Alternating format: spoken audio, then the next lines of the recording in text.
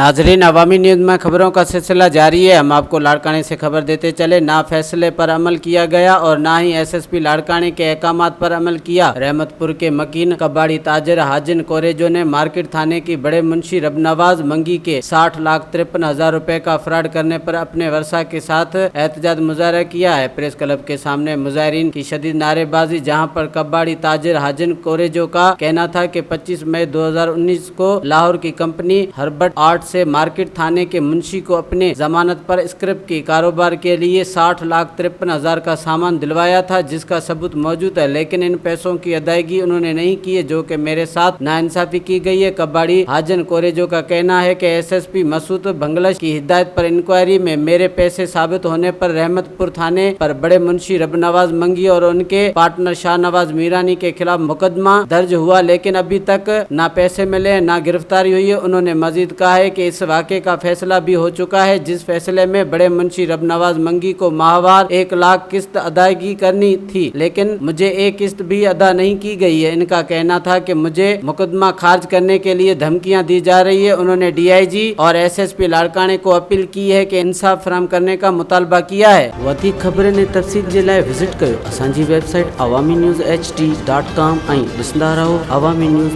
HD।